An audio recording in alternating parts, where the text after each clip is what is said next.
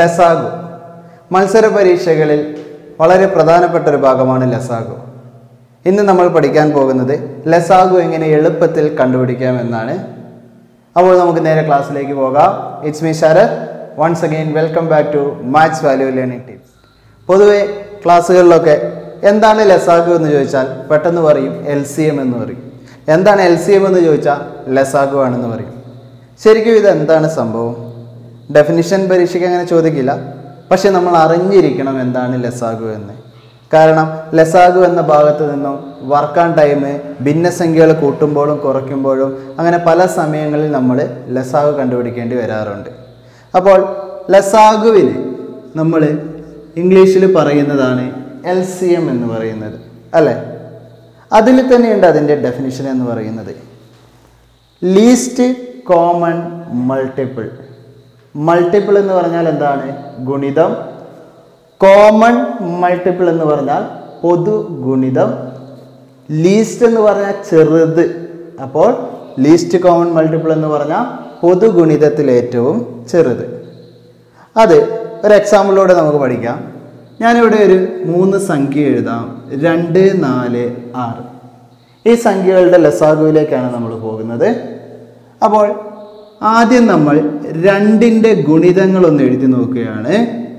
2, 4, 6, 8, 10, 12, 14, 16 etcetera. അതാണ് 2ൻ്റെ ഗുണിതങ്ങൾ, അല്ലേ? ഇനി നമുക്ക് 4ൻ്റെ ഗുണിതങ്ങളൊന്ന് എഴുതി നോക്കാം. 4ൻ്റെ ഗുണിതങ്ങൾ എന്ന് പറയുന്നത് 4, പിന്നെ എന്താണ് 8, 12, 16, 20 എക്സെട്ര. അങ്ങനെ പോകും. ഇനി നമുക്ക് 6ൻ്റെ ഗുണിതങ്ങൾ എഴുതി നോക്കാം. 6, 12, 18, 24, 30 എക്സെട്ര. അങ്ങനെ പോകും. ഇപ്പം നമ്മൾ എന്താണ് എഴുതിയിട്ടുള്ളത്? ഗുണിതങ്ങളാണ്. അതായത് LCMലെ M ആണ് എഴുതി. ഓരോ സംഖ്യയുടെയും ഗുണിതങ്ങൾ എഴുതി. ഇനി നമ്മൾ അതിൽ നിന്ന് LCMലെ CMലേക്ക് പോവുകയാണ്. അതായത് കോമൺ മൾട്ടിപ്പിളിലേക്ക് പോവുകയാണ്. എന്ന് പറഞ്ഞാൽ ഇത് ഓരോ സംഖ്യയുടെയും ഗുണിതങ്ങളാണ്. ഈ 3 ഗുണിതങ്ങളിലും കോമൺ ആയിട്ടുള്ളതാണ് കോമൺ മൾട്ടിപ്പിൾ. 2 എന്ന് പറയുമ്പോൾ ഇവിടെയുണ്ടോ? ഇല്ല. 4 എന്ന് പറയുമ്പോൾ ഇവിടെയുണ്ട്, പക്ഷേ 6ൻ്റെ ഗുണിതത്തിൽ എന്തില്ല? 4 ഇല്ല. അങ്ങനെ നോക്കുമ്പോൾ എല്ലാത്തിലും കോമൺ ആയിട്ട് വരുന്നത് 12 ഇവിടെയുണ്ട്. അപ്പോൾ 12 ഒരു കോമൺ മൾട്ടിപ്പിൾ ആണ്, അല്ലേ? ഇനി 12 മാത്രമാണോ കോമൺ മൾട്ടിപ്പിൾസ്? ആയിരിക്കില്ല. 12ൻ്റെ ഗുണിതങ്ങളൊക്കെ ഇവിടെ കോമൺ മൾട്ടിപ്പിൾസ് ആണ്. അതായത് 12 × 2 24, 12 × 3 36, 12 × 4 48 എക്സെട്ര. ക്ലിയർ അല്ലേ? അപ്പോൾ നമ്മൾ എന്തൊക്കെ എഴുതി? ആ സംഖ്യകളുടെ ഗുണിതങ്ങൾ എഴുതി, പിന്നെ പൊതുഗുണിതങ്ങൾ എഴുതി. എന്താണ് ലസാഗു? ഈ പൊതുഗുണിതങ്ങളിൽ ഏറ്റവും ചെറുത്. അപ്പോൾ ഇവിടെ 12 ആണ് നമ്മുടെ ലസാഗുവായിട്ട് വരുന്നത്. ഓക്കെ അല്ലേ? ഇവിടെ നമ്മൾ എന്താണ് ലസാഗു എന്ന് മനസ്സിലാവാൻ അതിൻ്റെ ഒരു എക്സ്പ്ലനേഷനാണ് പറഞ്ഞത്. പക്ഷേ മത്സര പരീക്ഷയിൽ ഈ രീതിയിൽ നമുക്ക് എന്ത് കാണാൻ പറ്റില്ല? LCM കാണാൻ പറ്റില്ല എന്നല്ല, അതൊരു വളഞ്ഞ വഴിയാണ്. അപ്പോൾ നമ്മൾ എളുപ്പത്തിൽ എങ്ങനെ LCM കണ്ടുപിടിക്കും? അതിലേക്കാണ് ഇനി പോകുന്നത്. ഞാനിവിടെ കുറച്ച് ക്വസ്റ്റ്യൻസ് എഴുതിയത് നിങ്ങൾക്ക് കാണാൻ കഴിയും. ഇതെല്ലാം ഓരോ ക്വസ്റ്റ്യൻസ് ആണ്. നമ്മൾ ഇതിൻ്റെയൊക്കെ ലസാഗു കണ്ടുപിടിക്കാൻ പോവുകയാണ്. ഈ ലസാഗു എന്ന് പറയുമ്പോൾ പലരുടെ മനസ്സിലേക്ക് ആദ്യം വരുന്നൊരു സംഭവം ഇങ്ങനെയായിരിക്കും. ഇങ്ങനെ വരയ്ക്കുമ്പോൾ തന്നെ കാര്യം മനസ്സിലാവും. ഘടകങ്ങളാക്കിയിട്ട് ലസാഗു കണ്ടുപിടിക്കുന്ന മെത്തേഡ്, അല്ലേ? നമ്മൾ തൽക്കാലം അതങ്ങ് മറന്നു കളയുന്നു. നമുക്ക് വേറൊരു വഴിക്ക് നോക്കാം. അതിന് നമ്മൾ ചെയ്യുന്നത് 5ൻ്റെയും 10ൻ്റെയും ലസാഗു കാണണം, അല്ലേ? അപ്പോൾ ഇതിൽ ഏറ്റവും വലിയ സംഖ്യ ഏതാണ്? 10.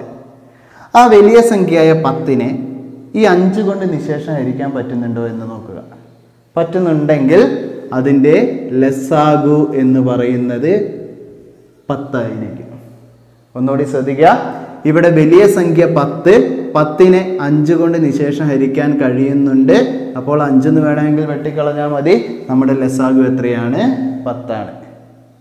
അതേപോലെ 6ഉം 18ഉം വലിയ സംഖ്യ എത്രയാണ്? 18 ആണ്. 18നെ 6 കൊണ്ട് നിശേഷം ഹരിക്കാം. അപ്പോൾ ഈ ക്വസ്റ്റ്യൻ്റെ ആൻസർ എത്രയാണ്? 18. വലിയ സംഖ്യേനെ ചെറിയ സംഖ്യ കൊണ്ട് നിശേഷം ഹരിക്കാൻ പറ്റുമെങ്കിൽ ആ വലിയ സംഖ്യ അതിൻ്റെ ലസാഗു ആയിരിക്കും. ഇനി നമ്മൾ ഒന്നിച്ചാണ് ചെയ്യാൻ പോകുന്നത്. 3, 24 വലിയ സംഖ്യ 24. 24നെ 3 കൊണ്ട് നിശേഷം ഹരിക്കാം. അപ്പോൾ LCM എത്ര കിട്ടി? 24. അടുത്തത് 3 സംഖ്യകളാണ്. 2, 10, 30. നമുക്ക് നോക്കാം. വലിയ സംഖ്യ എത്രയാ? 30. 30നെ 10 കൊണ്ട് നിശേഷം ഹരിക്കാം.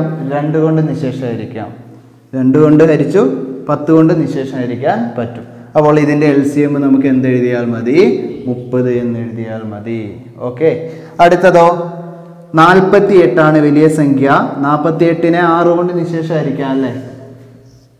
48ന് 24 കൊണ്ട് നിശേഷം ഹരിക്കാം. അപ്പോൾ ഇതിൻ്റെ LCM എത്രയാണ്? 48. ഈ മെത്തേഡ് നിങ്ങൾ പ്രാക്ടീസ് ചെയ്താൽ നമുക്ക് വളരെ എളുപ്പത്തിൽ എന്ത് കണ്ടുപിടിക്കാം? LCM കണ്ടുപിടിക്കാൻ കഴിയും. ഇത്രയും പറഞ്ഞപ്പോൾ ചിലരുടെ മനസ്സിലേക്കൊരു സംശയം വന്നിട്ടുണ്ടാവും. വലിയ സംഖ്യേനെ ഇതുപോലെ നിശേഷം ഹരിക്കാൻ ചെറിയ സംഖ്യകൾ കൊണ്ട് പറ്റുമ്പോഴല്ലേ നമ്മൾ അതിനെ എന്തായിട്ട് എഴുതിയത്? LCM ആയിട്ട് എഴുതിയത്. അല്ലാത്ത സംഖ്യകൾ വരില്ലേ എന്ന്. തീർച്ചയായിട്ടും അല്ലാത്ത സംഖ്യകൾ വരും. അതെങ്ങനെയാണ് കണ്ടുപിടിക്കുന്നത് എന്ന് നമുക്ക് നോക്കാം. ഈ ക്വസ്റ്റ്യൻസ് നമുക്കൊന്ന് ചെയ്ത് നോക്കാം. ഇവിടെ വലിയ സംഖ്യ എത്രയാണ്? 10 അല്ലേ? 10നെ എന്ത് ചെയ്യാൻ പറ്റുന്നില്ല? 4 കൊണ്ട് നിശേഷം ഹരിക്കാൻ പറ്റുന്നില്ല. അപ്പോൾ നമ്മൾ എന്ത് ചെയ്യണം? 10ൻ്റെ 2 കൊണ്ട് ഗുണിക്കുക. 10 × 2 2 മടങ്ങാണ് എടുക്കുന്നത്. 10 × 2 എത്രയാണ്? 20. 20നെ 4 കൊണ്ട് നിശേഷം ഹരിക്കാൻ പറ്റുമോ? പറ്റും. അപ്പോൾ ഇതിൻ്റെ LCM എത്ര എഴുതുക? 20. ഓക്കെ ആണോ? ഒന്നുകൂടി പറയാം. വലിയ സംഖ്യ 10, 10നെ 4 കൊണ്ട് നിശേഷം ഹരിക്കാൻ പറ്റുന്നില്ല. അപ്പോൾ 10ൻ്റെ 2 മടങ്ങ് 20 എടുത്തു. 20നെ 4 കൊണ്ട് നിശേഷം ഹരിക്കാൻ പറ്റുന്നു. അപ്പോൾ LCM എന്തെഴുതി? 20. 6ഉം 21ഉം 21നെ 6 കൊണ്ട് നിശേഷം ഹരിക്കാൻ പറ്റുന്നില്ല. അപ്പോൾ നമ്മൾ 21ൻ്റെ 2 മടങ്ങ് 21 × 2 എത്രയാണ്? 42. 42നെ 6 കൊണ്ട് നിശേഷം ഹരിക്കാം അല്ലേ? 6 × 7 42. സോ ഇതിൻ്റെ LCM എത്രയാണ്? 42. 15. 15നെ 10 കൊണ്ട് നിശേഷം ഹരിക്കാൻ പറ്റുന്നില്ല. 15ൻ്റെ 2 മടങ്ങ് 30. 30നെ 10 കൊണ്ട് നിശേഷം ഹരിക്കാം. അപ്പോൾ LCM എത്രയാണ്? 30. ഓക്കെ അല്ലേ? 6ഉം 14ഉം 14നെ 6 കൊണ്ട് നിശേഷം ഹരിക്കാൻ പറ്റുന്നില്ല. 14ൻ്റെ 2 മടങ്ങ് എത്രയാണ്? 28. 28നെ 6 കൊണ്ട് നിശേഷം ഹരിക്കാൻ പറ്റുന്നുണ്ടോ? പറ്റുന്നില്ല. അപ്പോൾ നമ്മൾ എന്ത് ചെയ്യണമെന്ന് വെച്ചാൽ 14ൻ്റെ 3 മടങ്ങ് എടുക്കുക. 2 മടങ്ങ് എടുത്തിട്ട് കിട്ടിയില്ലെങ്കിൽ 3 മടങ്ങ്. 14 × 3 42. 42നെ 6 കൊണ്ട് നിശേഷം ഹരിക്കാം. അപ്പോൾ LCM എത്രയാണ്? 42. ഓക്കെ. അപ്പോൾ നമ്മളിവിടെ ചെയ്ത് ശ്രദ്ധിക്കുക. 2 മടങ്ങ് എടുത്തിട്ട് കിട്ടിയില്ലെങ്കിൽ 3 മടങ്ങ് എടുക്കുക. 3 മടങ്ങ് എടുത്തിട്ട് കിട്ടിയില്ലെങ്കിൽ 4 മടങ്ങ് എടുക്കുക. സാധാരണ ഒരു PSC പരീക്ഷയിലൊക്കെ 3 or 4 മടങ്ങിൻ്റെ അപ്പുറത്തേക്ക് പോകാറില്ല. അപ്പോഴത്തേക്കും നമുക്ക് എന്ത് കിട്ടും? LCM കിട്ടും. ഇവിടെ 9ഉം 12ഉം 12നെ 9 കൊണ്ട് നിശേഷം ഹരിക്കാൻ പറ്റുന്നില്ല. 12ൻ്റെ 2 മടങ്ങ് എത്രയാണ്? 24. 24നെയും 9 കൊണ്ട് നിശേഷം ഹരിക്കാൻ പറ്റുന്നില്ല. അപ്പോൾ നമ്മൾ ഇത് മാറ്റി 12ൻ്റെ 3 മടങ്ങ് 36 എടുത്തു. 36നെ 9 കൊണ്ട് നിശേഷം ഹരിക്കാം. ഇതിൻ്റെ LCM എത്രയാണ്? 36. നമുക്ക് കുറച്ച് ചോദ്യങ്ങൾ കൂടി ചെയ്ത് നോക്കാം. 4ഉം 15ഉം 15നെ 4 കൊണ്ട് നിശേഷം ഹരിക്കാൻ പറ്റില്ല. അപ്പോൾ നമ്മൾ ചിന്തിക്കുക, കുറേയൊക്കെ നമ്മൾ മനസ്സിൽ വേഗം ചെയ്യണം. 15ൻ്റെ 2 മടങ്ങ് 30. 30നെയും 4 കൊണ്ട് നിശേഷമായിരിക്കാൻ പറ്റില്ല, അത് വെട്ടി. 15ന്റെ 3 മടങ്ങ് 45, 45നെയും 4 കൊണ്ട് നിശേഷമായിരിക്കാൻ പറ്റുന്നില്ല. 15ന്റെ 4 മടങ്ങ് 60, 60നെ എന്ത് ചെയ്യാം? 4 കൊണ്ട് നിശേഷമായിരിക്കാം. അപ്പോൾ LCM എത്രയാണ്? 60. ഓക്കെ. 3, 6, 9, 9നെ 3 കൊണ്ട് നിശേഷമായിരിക്കാം. അപ്പോൾ 3 അങ്ങ് വെട്ടിക്കളയാം. 9നെ 6 കൊണ്ട് നിശേഷമായിരിക്കാൻ പറ്റില്ല. അപ്പോൾ നമ്മൾ 9ന്റെ 2 മടങ്ങ് എടുത്തു, 18. 18നെ 6 കൊണ്ട് നിശേഷമായിരിക്കാം. അപ്പോൾ LCM എത്രയാണ്? 18. ഇവിടെ ശ്രദ്ധിക്കുക, ഞാൻ ഈ 3 എന്തിനാണ് വെട്ടിയത് എന്ന് വെച്ചാൽ 9ന്റെ നിശേഷമായിരിക്കാൻ പറ്റുന്ന ചെറിയ സംഖ്യ അങ്ങ് വെട്ടിക്കളയാം ആദ്യം തന്നെ. അല്ലെങ്കിൽ നമ്മൾ വീണ്ടും 18 എടുക്കുമ്പോൾ 6 കൊണ്ടും 3 കൊണ്ടും ഒക്കെ ചെക്ക് ചെയ്യണം. ഒരു 5 സംഖ്യ വന്നാൽ നമുക്കതൊരു ബുദ്ധിമുട്ടല്ലേ. അതിന് പകരം നിശേഷമായിരിക്കാൻ പറ്റുന്ന ചെറിയ സംഖ്യ നമുക്ക് വെട്ടിക്കളയാം. ഇവിടെ നോക്കി, 50നെ 10 കൊണ്ട് നിശേഷമായിരിക്കാം, 30 കൊണ്ട് പറ്റില്ല. 10 കൊണ്ട് നിശേഷമായിരിക്കാം, 10 ഞാൻ വെട്ടി. 50ന്റെ 2 മടങ്ങ് എത്രയാണ്? 100. 100നെ 30 കൊണ്ട് പറ്റുമോ നിശേഷഹരിക്കാൻ? പറ്റില്ല. അപ്പോൾ 50ന്റെ 3 മടങ്ങ് 150 എടുത്തു. 150നെ 30 കൊണ്ട് എന്ത് ചെയ്യാം? നിശേഷം ഹരിക്കാം. അപ്പോൾ നമ്മുടെ LCM എത്രയാണ്? 150. ഒരെണ്ണം കൂടി, 25നെ 5 കൊണ്ട് നിശേഷം ഹരിക്കാം. 5 ഞാൻ വെട്ടി. 25നെ 15 കൊണ്ട് പറ്റില്ല. അപ്പോൾ 25ന്റെ 2 മടങ്ങ് എടുത്തു. എത്രയാണ്? 50. 50നെ 15 കൊണ്ട് പറ്റുമോ? പറ്റില്ല. 25ന്റെ 3 മടങ്ങ് എടുത്തു.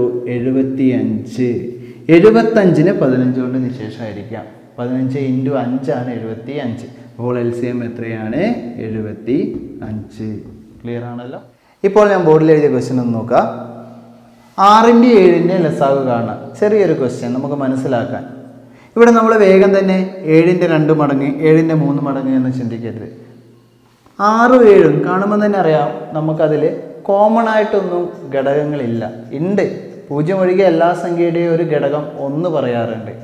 വേറെ ഘടകങ്ങളൊന്നും ഇല്ല. അപ്പോൾ നമ്മൾ നേരെ 6ഉം 7ഉം ഗുണിച്ചാൽ മതി. അതിൻ്റെ LCM എത്രയായിരിക്കും? 42. അതായത് സംഖ്യകൾക്കിടയിൽ പൊതുവായിട്ട് ഒന്നൊഴികെ വേറെ ഘടകങ്ങളൊന്നും ഇല്ലെങ്കിൽ ആ സംഖ്യകൾ ഗുണിച്ചിട്ടാണ് നമ്മൾ എന്ത് കണ്ടുപിടിക്കുക? LCM കണ്ടുപിടിക്കേണ്ടത്. 8ഉം 9ഉം നമുക്ക് 8ലും 9ലും കോമൺ ആയിട്ട് വേറെ ഘടകങ്ങളൊന്നും കിട്ടുന്നില്ല. അപ്പോൾ 8 × 9 72 ആണ് അതിൻ്റെ LCM. അടുത്ത് നോക്കുക, 2, 5, 7 അല്ലേ? എന്താ പ്രത്യേകത? അഭാജ്യ സംഖ്യകളാണ്. അഭാജ്യ സംഖ്യകൾ എന്ന് പറഞ്ഞാൽ അവിടെ 1 ഒഴികെ വേറെ പൊതുഘടകങ്ങളൊന്നുമില്ല. അപ്പോൾ വേറെ ഘടകങ്ങളൊന്നും ഇല്ലാത്തത് കൊണ്ട് ഇത് നേരെ ഗുണിക്കുക. 2 × 5 10, 10 × 7 70. 70 ആണ് അതിൻ്റെ ലസാഗു. 4, 5, 9. 4ഉം 5ഉം 9ഉം ഒന്ന് നോക്കിക്കേ. പൊതുവായിട്ട് ഏതെങ്കിലും സംഖ്യ ഘടകമായിട്ട് വരുന്നുണ്ടോ? 3 എണ്ണത്തിലും പൊതുഘടകങ്ങൾ വരുന്നത് 1 മാത്രമേ ഉള്ളൂ. 1 ഒഴികെ വേറെ ഘടകങ്ങളൊന്നുമില്ല. അപ്പോൾ നമ്മൾ നേരെ 4 × 5 20, 20 × 9. 20 × 9 എന്ന് പറയുമ്പോൾ 2 × 9 18, 20 × 9 180. അപ്പോൾ പൊതുവായിട്ട് വേറെ ഘടകങ്ങളൊന്നും ഇല്ലെങ്കിൽ നമ്മൾ അത് ഗുണിച്ചിട്ടാണ് എന്ത് കണ്ടുപിടിക്കേണ്ടത്? ലസാഗു കണ്ടുപിടിക്കേണ്ടത്. പരീക്ഷകളിൽ ഇടയ്ക്കിടയ്ക്ക് ആവർത്തിക്കുന്ന ഒരു ചോദ്യമാണ്, ആദ്യത്തെ 5 അഭാജ്യ സംഖ്യകളുടെ ലസാഗു എത്രയാണ്?